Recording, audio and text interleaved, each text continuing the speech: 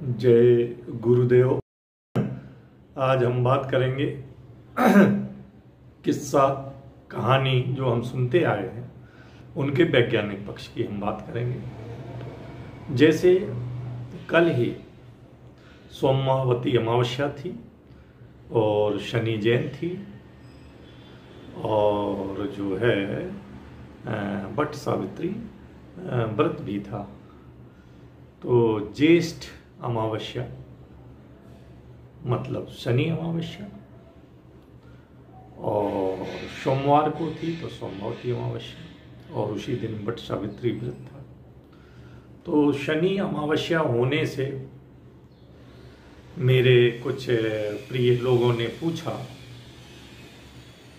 कि भैया आज शनि जयंती है तो शनि के प्रसन्नार्थ हम क्या करें। तो हमने उनको जो परंपरागत हमारे शास्त्रों में उल्लेखित उपचार या बातें हैं वो हमने उन्हें बताया। जैसे हमने बताया कि आप शनि प्रधान चीज़ों का दान करें, जिसमें तिल है, तेल है, उड़द है, काला कपड़ा है, कोयला है, लोहा है, चमड़ा है ना। ये संबंधित इन चीज़ों का आप दान गरीबों में करेंगे तो शनि देव प्रसन्न होंगे। या शनि के जो प्रतिनिधि पशु हैं, जैसे काली गाय है, काला कुत्ता है, जो है ये जो शमी का पेड़ है, इनकी अगर आप सेवा करेंगे, इनको काली गाय को रोटी खिलाएंगे, काले कुत्ते को तेल चुपड़ के बीच में गुड़ रख के रोटी खिलाएंगे, या शमी के पेड़ में हम जल अर्पित करेंगे तो शनि देव हमारे प्रसन्न होंगे। शनि देव से संबंधित कुछ जातियां हैं जो रिफ रफ जातियां कहलाती हैं, जो हमारे गांव के बाहर बसती हैं, जिनको हम छोटी जातियां कहते हैं। यदि हम जातियों को कुछ देंगे तो चप्पल है, छाता है, जूता है, इस टाइप की अगर हम उनको कुछ चीज़ें देंगे, पुराने वस्त्र हैं, तो हमारे शनिदेव प्रसन्न होंगे। और जो है एक और बात बताई कि यदि पीपल के नीचे हम तिली के तेल का या सरसों के तेल का दिया जलाएंगे तो हमारे शनिदेव प्रसन्न होंगे। तो ये उपचार श्रुति स्मृति में हमें मालूम है और हम शास्त्रों और अनेक ग्रंथों में उल्लेखित हैं, जिसको हम पढ़ते और सुनते आए हैं। तो ये परंपरागत उपचार हमने उन्हें बताए। अब हम ये जानते हैं कि पीपल के पेड़ के नीचे तेल का, चाहे वो तिली का तेल हो या सरसों का तेल का हो, इसका दिया जलाने से शनि देव हमको प्रताड़ित नहीं करेंगे या कष्ट नहीं देंगे या कम कष्ट देंगे। ऐसा क्यों? तो इसके बारे में एक कथा आई है कि जब वृत्तासुर राक्षस ने जब देवलोक पर अधिकार कर लिया तो इंद्र सहित सभी देवताओं को बाहर भगा दिया। और वृत्तासुर को मारने का जब कोई उपाय नहीं हुआ तो जो है अंत में उनका उपचार पता चला कि यदि दधीच महर्षि दधीच अपनी हड्डियां दे दें और उसका अगर हम वज्र बनाएं तो उससे वृत्तासुर को मारा जा सकता है। तो कुछ कारणों से इंद्र दधीच के पास नहीं जाना चाहता था, क्योंकि पुरानी इसके पीछे भी अनेक कहानियाँ छिपी हुई हैं कि इंद्र को दधीच ने ब्रह्म विद्या सिखाने से मना किया, तो इंद्र नाराज होकर उनका सिर काट दिया था और अश्विनी कुमारों ने उनका सिर जोड़ दिया था, वगैरह वगैरह अनेक कहानियाँ। लेकिन किसी तरह जब सभी देवताओं ने मिलकर दधीच से प्रार्थना की कि आप अपनी हड्डियां दान में दे दें तो वृत्तासुर का संहार हो सकता है, तो जन कल्याण के लिए, मानव कल्याण के लिए दधीच ने अपने प्राण त्याग दिए और जो है उसकी हड्डियों से बाद में देवताओं ने जो है वज्र बना के वृत्तासुर को पराजित किया। लेकिन यहाँ कहानी है कि पीपल के पेड़ के नीचे सरसों का या तिली का तेल जलाने से शनिदेव जो है हमें प्रताड़ित नहीं करेंगे या हमें कम दुख देंगे, इसके बारे में हमें फोकस करना है। तो जब महर्षि दधीच ने प्राण त्याग दिए तो उनकी जो पत्नी थी, उनकी पत्नी भी उनके विरह में और जो है व्याकुल हो उठी, और जो पत्नी थी उसने भी अपने जो है सती होने का विचार किया। देवताओं ने बहुत मना किया, लेकिन अंतोगत्ता वो सती हो गई।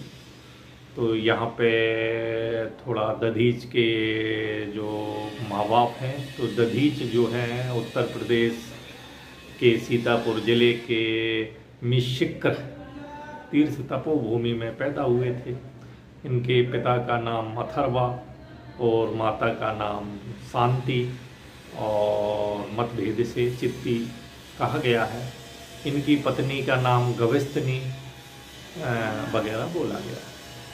तो जब इनकी पत्नी गविस्तिनी ने सती होने का प्लान किया तो अपने छोटे से बच्चे को उसी स्थान पर लगे पीपल के पेड़ की कोटर में रख दिया और अपने पति महर्षि दधीच के साथ सती हो गई।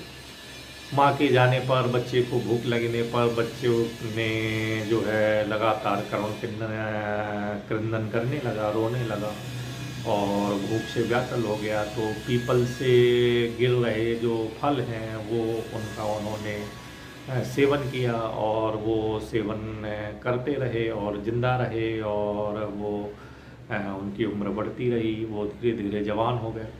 नारद जी ने जब आके जो है इनको इनका कारण बताया तो ये जो पुत्र था महर्षि दधीच का, तो जब इन्होंने नारद जी से पूछा कि मेरे पिता के मृत्यु का कारण क्या है, तो नारद जी ने बताया मृत्यु का कारण जो है शनि महादशा है। और उन्होंने कहा मेरे बचपन में मुझे इतना कष्ट मिलने का क्या कारण है, तो उन्होंने कहा जो है इसका कारण भी शनि की महादशा है। बाद में नारद जी ने उनको शिष्य बनाया और उनको दीक्षित किया, और दीक्षा लेने के बाद जो है उस बच्चे, चूँकि पीपल के फल से वो बड़ा हुआ था तो उसका नाम नारद जी ने पिपलाद रखा। तो पिपलाद ने ब्रह्मा जी की कठोर तपस्या हुई और कठोर तपस्या के बाद ब्रह्मा जी से प्रसन्न हुए और पिपलाद को दर्शन दिए। तो पिपलाद जी ने उनसे वर मांगा कि हे ब्रह्मर्षि, मुझे ऐसा वर दीजिए कि मेरी दृष्टि से ही लोग भस्म हो जाए। और ब्रह्मा जी ने तथास्तु कह के वहाँ से प्रस्थान किया। और जब पिपलाद जो है अब तपस्या करके ऋषि हो चुके थे और वरदान भी ब्रह्मा जी से प्राप्त कर चुके थे, तो उन्होंने सबसे पहले शनि देव को जो है पास जाकर अपनी दृष्टि और वरदान का सर देखा, तो उनकी दृष्टि से शनिदेव जलने लगे। शनिदेव जब जलने लगे तो सभी देवताओं ने आकर ऋषि पिपलाद से उन्हें छोड़ने का उन्होंने विनय किया, और जो है लेकिन वो नहीं माने। अंतो गत्वा ब्रह्मा जी को देव के पास जाकर देवताओं ने प्रार्थना की और उनसे पिपलाद से शनिदेव की रक्षा के लिए प्रार्थना की। तो ब्रह्मा जी ने आकर पिपलाद से कहा कि शनिदेव को आप ये कष्ट देना छोड़ दें, इसके बदले में 2 वरदान ले लें। तो पिपलाद ऋषि प्रसन्न हो गए और बदले में उन्होंने 2 वरदान प्राप्त किए। पहला वरदान तो ये प्राप्त किया कि कम से कम 5 साल के बच्चे तक शनि देव के दृष्टि का या शनि का किसी प्रकार का कोई प्रभाव 5 साल के बच्चे तक ना पड़े। दूसरा वरदान इन्होंने मांगा कि जो भी जन या जन समुदाय या लोग या मनुष्य पीपल के पेड़ के नीचे यदि तिली के या सरसों के तेल का दिया जलाएंगे तो शनिदेव उनको प्रताड़ित या परेशान नहीं करेंगे या दुख नहीं देंगे। तो ब्रह्मा जी ने ये दोनों वरदान पिपलाद को दिए। तब से जो भी व्यक्ति शनि से संबंधित परेशानियों से मुक्ति चाहता है तो उसको ये सलाह दी जाती है कि आप पीपल के पेड़ के नीचे तेल का दिया जलाएं। वो तेल तिल का हो तो बेस्ट, नहीं तो सरसों को तेल का होना चाहिए। तो ये शनि के उपचार में जो उपचार बताए गए हैं, इसके पीछे बहुत सारी बातें रहती हैं और वो साइंटिफिक ट्रुथ रहते हैं। एक ट्रुथ ये है कि शनि जब भी रोहिणी नक्षत्र का भेद करते हैं तो पूरे विश्व में डिसास्टर होते हैं, आपदाएं आती हैं, बड़े बड़े नरसंहार होते हैं और बहुत जनमानस की हानि होती है, जनधन की हानि होती है। इसकी साइंटिफिक कथा हम आपके अगले एपिसोड में कहेंगे। नमस्कार, जय गुरुदेव।